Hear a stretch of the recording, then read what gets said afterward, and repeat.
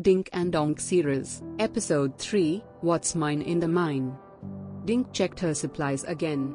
2 upside-down metal pots? Tick. Tape? Tick. Bunches of lumen grass? Tick. Dink sits on the carpet holding long grass with yellow glowing tips.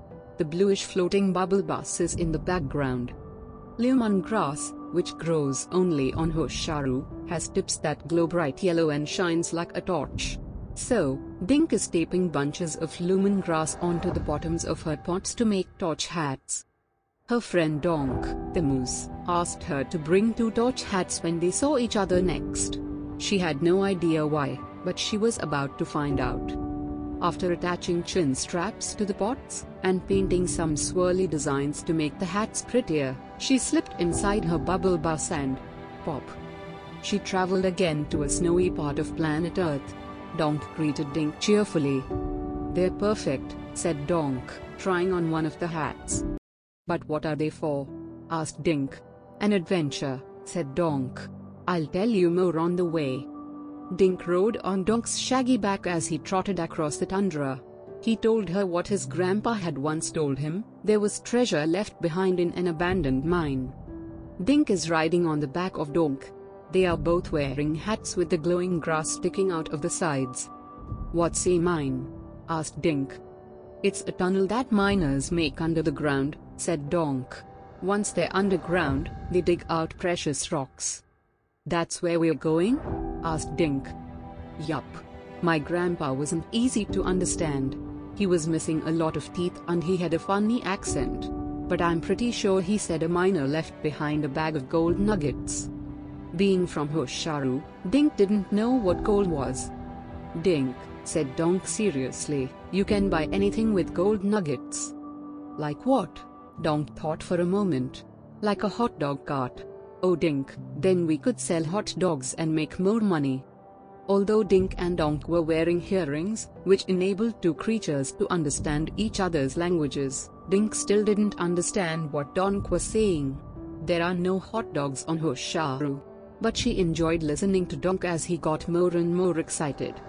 "We could even buy matching hats and aprons," said Donk. "That way everyone would know that we ran the finest hot dog cart." In a thought bubble, Dink and Donk are working at a hot dogs stand. They are both wearing chef hats and aprons.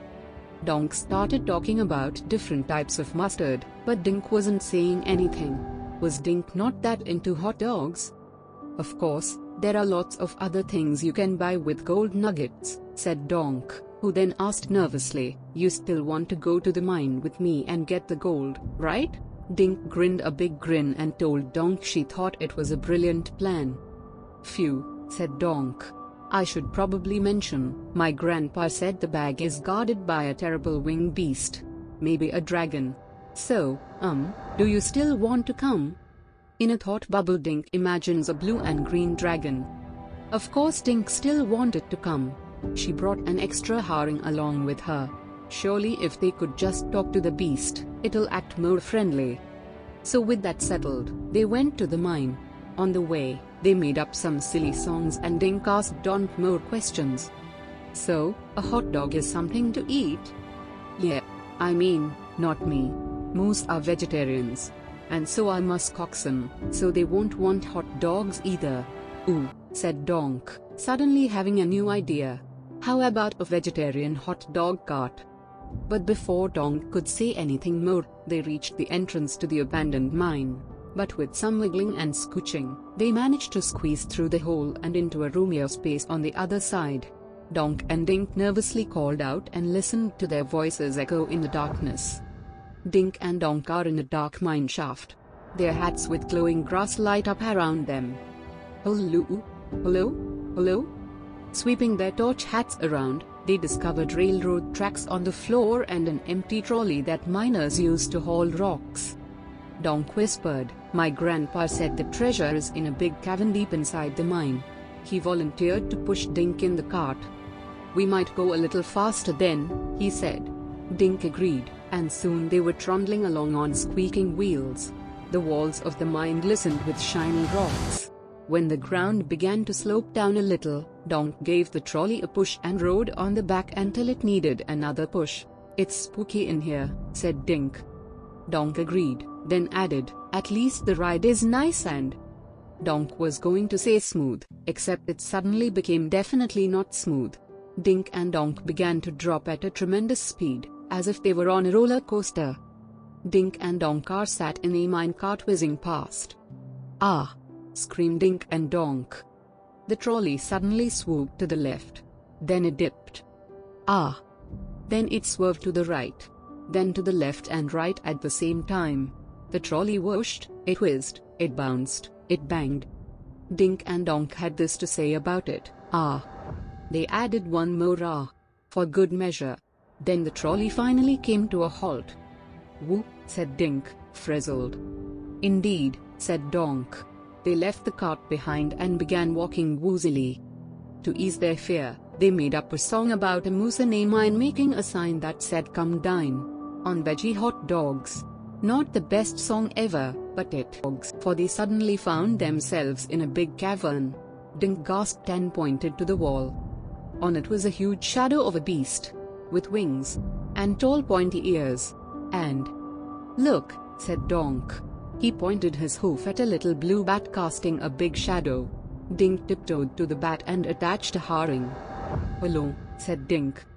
"What ho?" said the bat cheerily. "I heard you were a terrible winged beast," said Donk. "You heard wrong. I'm Harold the winged beast," said Harold. "Oh," said Donk. "Well, my grandpa was hard to understand." "Harold," said Dink, "we were wondering if you knew anything about a treasure." Harold nodded. "I've been guarding it for years." "So, it's true?" said Donk. "There really is a bag of gold nuggets?" "A what?"